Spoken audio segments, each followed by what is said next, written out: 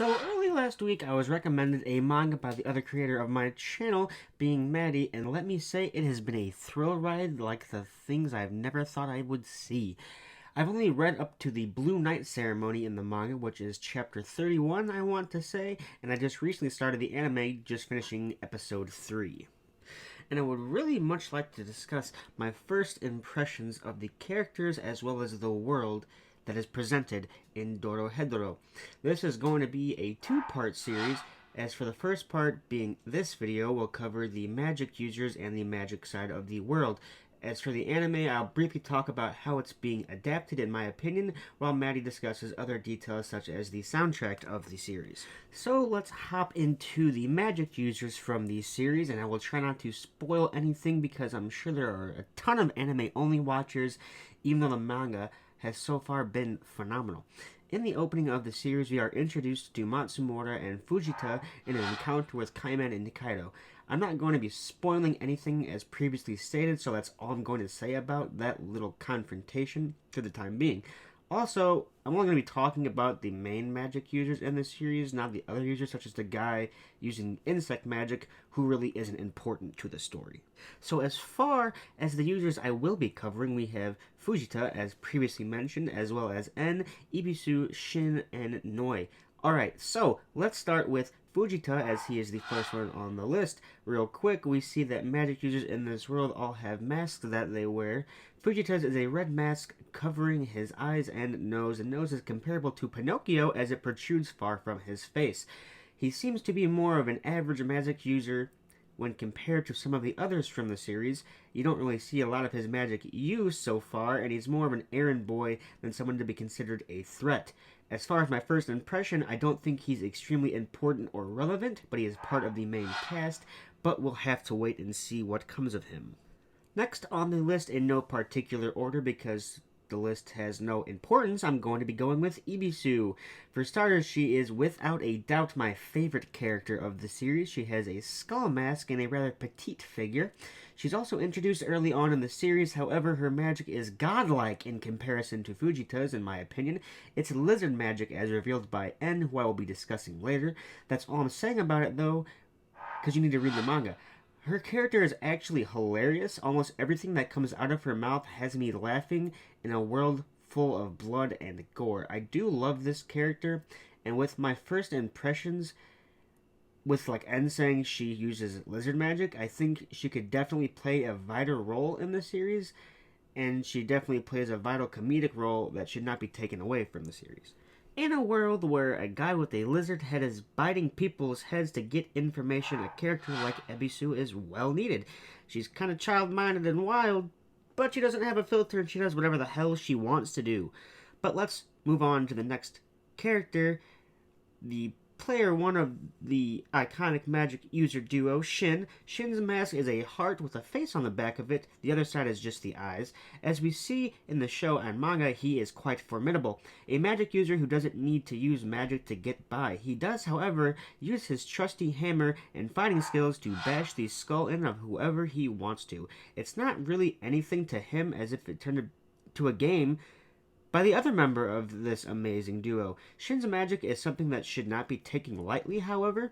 It's a destructive magic with insane capabilities. He's known as a cleaner for En, and you get to see why rather quickly. He is always in a suit and tie, meaning he's a businessman at heart, who's there to do the job right, and get out. My first impression of Shin is that he is a powerful as well as respected magician who should not be taken lightly. The other better half, in my opinion, to this duo is Noi. I hope I'm saying that right. Her mask is a black mask with an evil smile of teeth.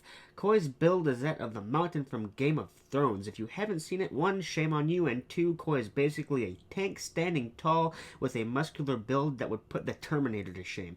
As revealed in the anime a lot sooner than the manga, with the whole voice actor thing, you learn that Noi is in fact a woman, which is ironic to me in the sense that you have Kaiman and Nikaido, and then you have Shin and Noi. Woman, man, woman, man. As far as Noi goes, for first impression's sake, I think she plays a vital role to the magic users. Having someone that can heal them as well as fight the way she does is not something you come across frequently. Her magic isn't used for physicality, but more so support. So as long as you have her there, or in the end of the fight, she will heal you back to 100% using her magic. Now time for the big baddie boss himself of the story, being N. His mask is a purplish kind of color covering his mouth, which is exposed. It also has like a metal trim kind of going around it. Obviously, everyone is working underneath him. I mean, I wouldn't challenge him after seeing his magic. He's obviously fit for the role he's in. This man is seen early on around mushrooms, which gives you a very strange kind of feeling in the pit of your stomach until you see him turn people into literal piles of mushrooms. Then everyone realizes the mushrooms they've been eating are more than likely the mushrooms of people. People mushrooms. It's disgusting. Everyone's disgusted. It's hilarious. He's not lacking in ambition and definitely deserves the spot of ruler to everyone else on this magic list. My first thoughts on N are that he's probably going to be a dick, not to be rude. I get the whole giving orders thing and giving out jobs and demands, but he seems to be only looking out for himself, in my opinion. He wants things, and he wants things now, and he has these people beneath him to do it, like a mob boss, which, I mean, doesn't necessarily make him a dick, but I just see it that way. He does help his subordinates, but I guess we'll have to wait and see how the series kind of rolls. So we can kind of move on to the whole world building. There are a whole lot of other magicians that you see, but they really are not important, in my opinion. The magician's side of the world, specifically, their side of things look to be a whole lot more civilized as a society compared to Whole. I'm not trying to talk down about Whole. I personally like the environment of Whole. But a lot of what you see is N's residence, which is this giant estate comparable to the mansion from ReZero. There doesn't seem to be as many problems there, such as the rain that makes people kind of bleh, or Night of the Living Dead, which I'm not going to get into, but just from the sound of it, I'm assuming you can kind of gather your thoughts on what that could possibly mean. There's also ceremonies which aren't exactly civilized by any means, but they are necessary for the society to carry on. I don't think this is like a really big spoiler or anything, but if it is, I'm warning you currently. There are devils also in the magic world, which do play quite a role in the magicians' lives, with the magic users regarding some of the aspects that deal with them interacting with each other. That's all I'm going to say about it. It's quite hard to talk about the world without getting into a whole lot of spoiler territory. The only way to get magic users to the other side, being Whole, is a magical door that takes you to a specific location, being going to Whole or going back to the magic world. My first impression of the world is that there's a constant war between magic users and non-magic users when it is stated that magic users come over to Whole to practice their magic on the inhabitants, and they end up being these terrible experiments. I mean, look at Kaiman. He's got a frickin' reptar head, and there's other people with other mysterious-looking heads in the series. The story does seem to be compelling enough for me to keep following Kaiman and Nikaido on their adventure of finding out who did this to Kaiman, and I think it's going to be rather interesting to see what happens when he does find out, as well as the plan for the magic users to either stop him or find the magic user that did it as well to change him back. As far as the anime goes, the pacing is done rather well in my opinion, and I think it's being adapted also rather well. A lot of scenes from the manga really come to life when I saw them in the anime. Sometimes it's not the easiest thing to do, which I get it, animation is sure hard, but respect is given where it is owed.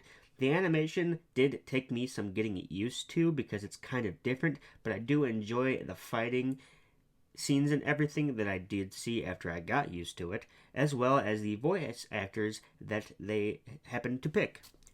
All in all, definitely a series that I would highly recommend. Thanks given again to the other creator of this channel, being Maddie, and she is going to be doing the part 2 of this video, so be sure to stay tuned for that. Do not forget to hit that subscribe button for when it does come out and more related anime and manga content.